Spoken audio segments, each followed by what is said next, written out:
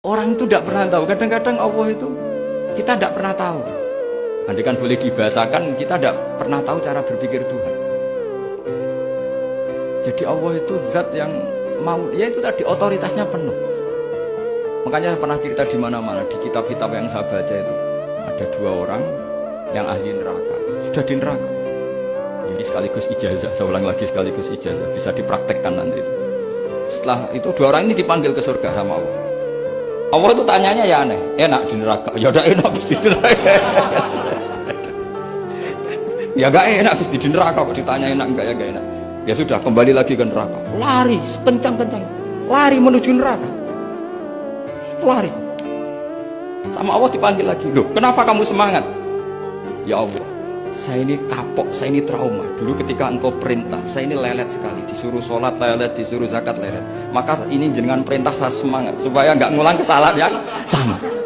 Akhirnya sama dipanggil, ya sudah di surga aja, di surga. Karena semangat lari menuju neraka. Maka ini ijazah nanti kalau di mahsyar ya, kamu dipanggil, ayo masuk neraka, harus apa? Semangat, semangat. Harus semangat. Oke Gusti, semangat itu. Lah repotnya kalau nggak dipanggil lagi.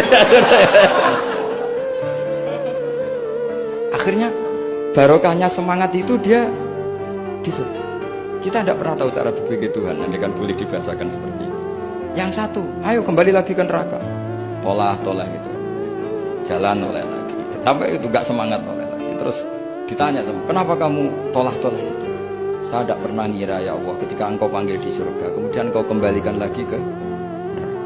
Ya sudah kamu di surga saja, barokahnya husnuzon.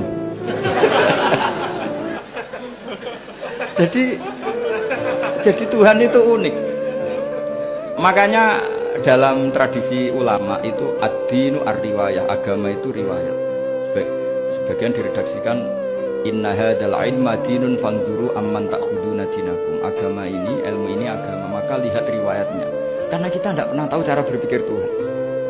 Kita harus mengikuti riwayat yang diutarakan Rasulullah SAW. Karena kita tidak pernah tahu.